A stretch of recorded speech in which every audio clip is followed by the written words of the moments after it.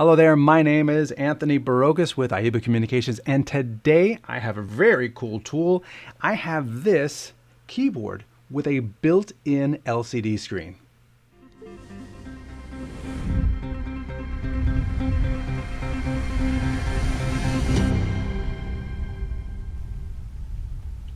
First, let's get this out of the way. I purchased this with my own money off of Amazon.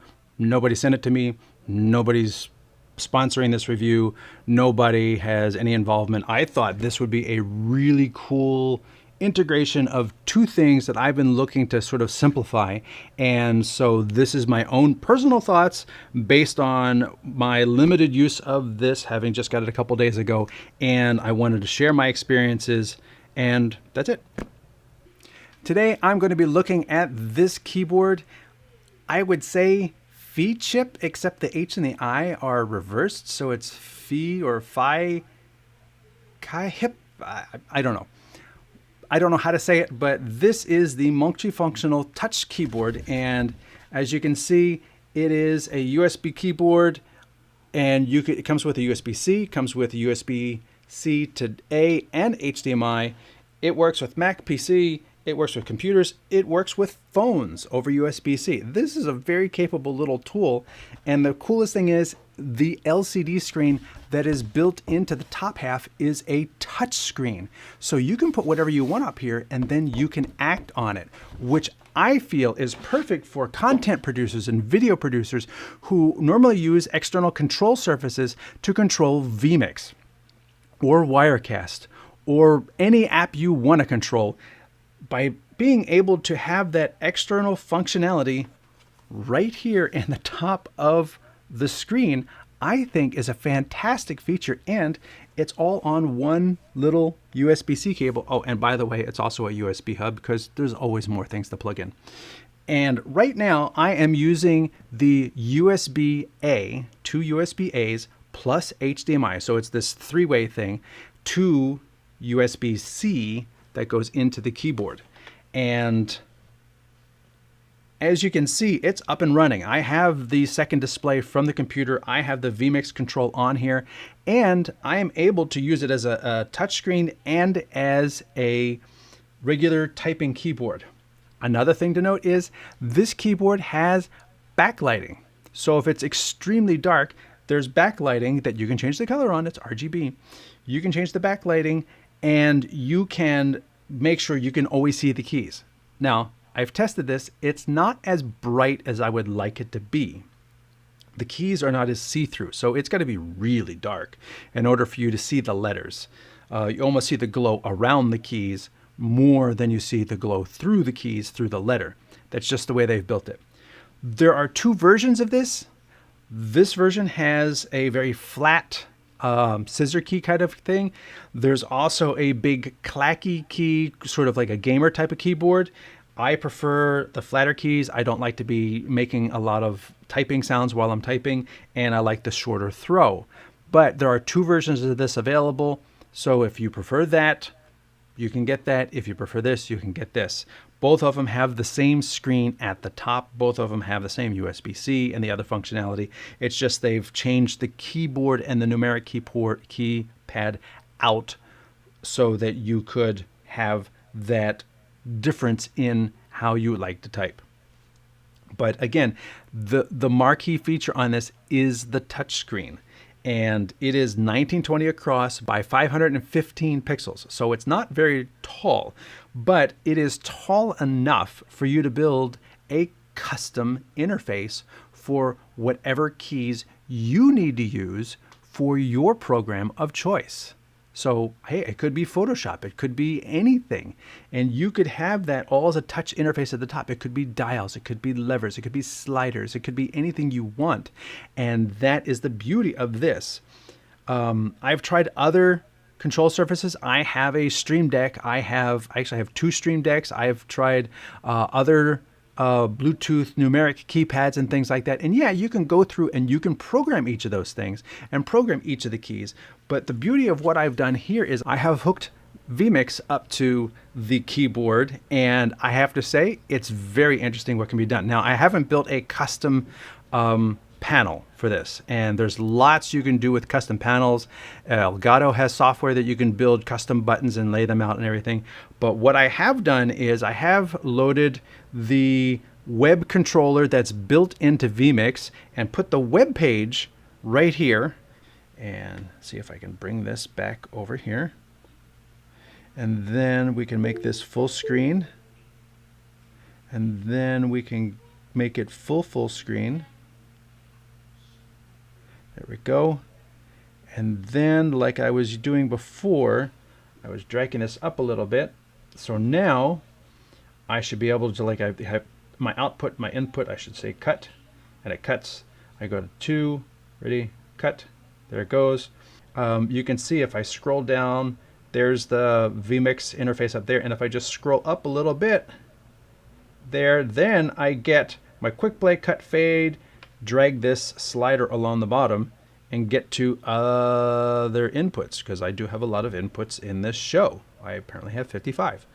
Now, the problem is when you get that far, you can't be getting your cube, zoom, cut, fade. Now, I normally program my spacebar and enter to be transitions, but I am in a different window. I am not in my main vMix window, which is over there. That is now set to the background. So if I hit the spacebar, it's not going to do anything.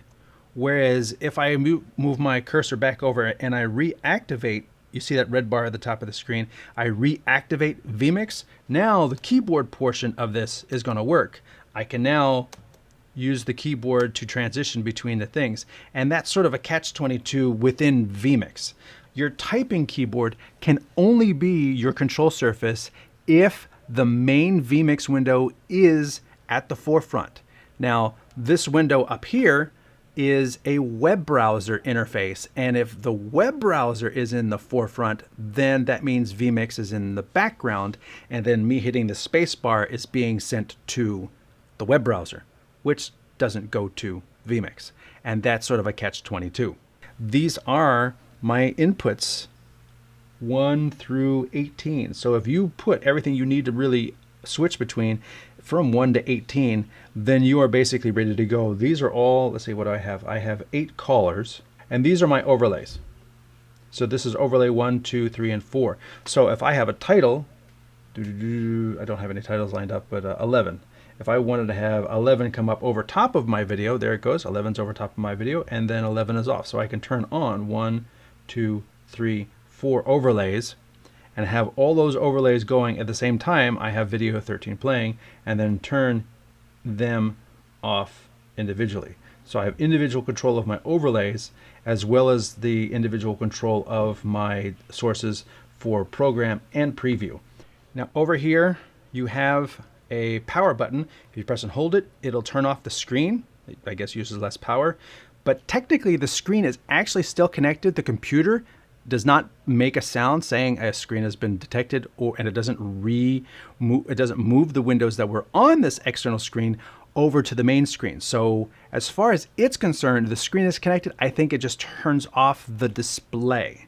I press it again, it brings it back up, 2, 3, and here we are. You can see 1920 by 515 at 60 Hertz. And if I press it, just this plus button, you can see I can turn the backlight up and down, so I can make this appropriate for my environment. And then if I press this quickly, I get a menu. So here you can see I'm able to adjust brightness, contrast, put it in eco mode, sharpness, backlight. Let's go down. Next, I can adjust the color temperature, which for a control surface, I honestly don't care, but you actually can go in here and change your red, green, and blue capabilities. You can put on a cool color temperature, you can put a warm color temperature. That's up to you. Then you can come down here, change the language that this menu is in, on-screen display timer. The minimum is 10 seconds. You can actually make it longer. You can change the transparency. That was 10 seconds. You could adjust the blue light, reset everything, and then the LEDs. I've changed the LEDs to be, let's go in here. I've changed them to be white, but you can auto, it'll cycle through, off if you don't want them, red, green, blue, and white. So you really don't have the ability to dial it in exactly where you want it to be, but hey, that's better than nothing. And a backlighting is better than not having backlighting. And that is it for the built-in menu of this keyboard. Keyboard has a settings menu. Yes, it does. But that is because it also has this fantastic touchscreen display in the keyboard. Here I have the ability to adjust my audio inputs, and I can bring them up like that. That's the music playing right now. I can bring the music down, bring it down a little more. There we go. So now it's playing at a nice background level, and that way when I bring up the audio, it'll automatically play. So if you wanted to, one of the key things is you could use this secondary display for audio and then use your main display just for all of your video inputs, thereby giving you the ability to make use of this second touchscreen for adjusting audio when you needed to with your fingers, and then have the main display able to show you more sources. Like right there, I've got 8 callers coming in, and that way you have that second display, but that second display is with your keyboard, which you were going to bring anyway. So you don't have to set up a second monitor, it's down here. And like I said, the flexibility of being able to use this for audio, for shortcuts, for, hey, if you want to have a separate little area and be looking at the feed as it goes to YouTube or wherever, you can have that open and just sitting there in the little corner so you can watch, just have a little confidence that there it is, it's still going. You're looking at it coming back from the actual destination. That's handy too. And again, it's all coming through that one USB cable that is also your keyboard, your display, your power, everything. I will say that this HDMI with dual USB, it works most of the time. It works pretty good. When I tested it with my very basic laptop, I had 0 issues. When I tested it with vMix on the gaming laptop, sometimes the USB would disconnect for a moment and then connect right back again. It may have been because I had all of this going on, because on my basic laptop, the HDMI and 2 USB ports were right next to each other. That was great. On my gaming laptop, they're not. The HDMI is on one side of the display, and by itself, it's a 17.9 inch. This is not enough space to get all the way across the laptop. So I had to extend the HDMI to go to the other side of the laptop and then plug these in. So this extension may have been part of the problem. If you have a 15 inch, I don't think that's going to be an issue. If you have 13 inch, I don't think it's going to be an issue. But I have a hunkin' big gaming laptop, 17 point whatever. So I have a 18.5 inch bag. It's big. I like it because of the big display, but the big display does cause issues in terms of getting things to reach both sides of the laptop. So be aware of that if you yourself utilize a very large gaming laptop and your HDMI is isolated from numerous USBs. If they're all on the same side, you're good. If they're not all on the same side, then getting these cables to reach both sides of the display on a very large laptop, that's going to be an issue. I am still using the double USB-A to C. And when I had just one of them connected, I had no USB connectivity on, no touchscreen capability. So you need to have both of them connected. And even still, I'm not getting as fluid a response to the touchscreen as I would like with this other laptop. Now, this other laptop does have USB-C, which is also Thunderbolt, and I use Thunderbolt for my interface. So it would be a constraint to use USB-C to C, have full power, have full connectivity, but then I would lose the ability to access the Thunderbolt for I/O into this laptop. So you need to be aware of that in terms of having connectivity. A to C does work, but in this case, I'm not seeing as smooth functionality as I was seeing with the very basic laptop I just tried. for demonstration purposes, what I've done now is I've captured the screen of vMix, which is going to a second laptop, and then via via HDMI into my recorder, and I have this being coming in via my overhead camera. So let's go to a picture by picture, and here, so you can still see this, and there is a screen over there. So what is that, 13? If I go to video 13, it comes up in preview, and then when I say cut, you can see it cut there. And then when I say go to my multi-view, which is, let's go to the 14. So we go to 14, and then we say cube zoom, whoosh, there's my cube zoom. And then we want to go to color 8. So we say 8, and then we say cube zoom. And then let's just say, let's go back. Let's cut back to that. Let's see, let's just say one of those in that multi-view there is the caller. So let's go to 2, and then we could do a merge, and that person gets brought forward, and then we wanted to put them back into the multi-view. We hit merge back, they go back in. This is a project that I built for a show. Nobody is connected. I had 8 callers, so there's no callers that are connected, and so you have to like understand what would be the sources. But I wanted to quickly demonstrate that with 0 programming, I literally just open up the web interface or the web shortcuts from vMix onto the second display of this laptop or of this keyboard here. And with that, I am able to quickly get into the show and say, okay, ready, we're going to go with the video, cue the video up right here, and fade to video. And there's the video, and the video starts playing, and the music is playing. If you wanted to use a custom panel builder, you could build just the buttons you want for just the sources you want, and then you can put that in a corner of the screen and also have the ability to add audio controls to that as well. Again, this is a touch screen, so you're able to directly interact on this and make things happen.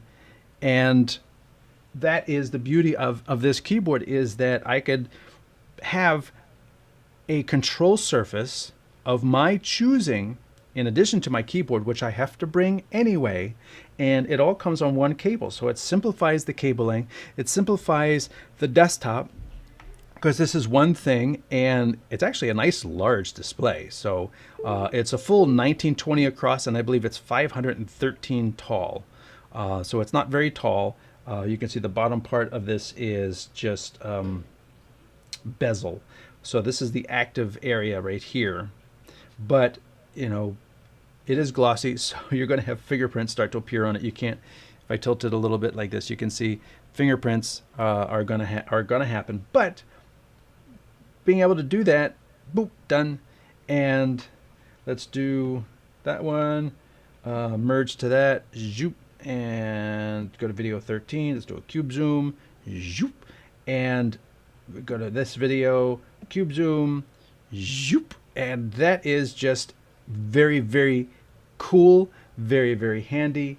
And I have to say, I am very impressed with this, the build, the quality of the screen, the quality of the keyboard, and the functionality that this delivers to me as a producer without cluttering up my table with other things. I have this, and I can customize this display to however I want.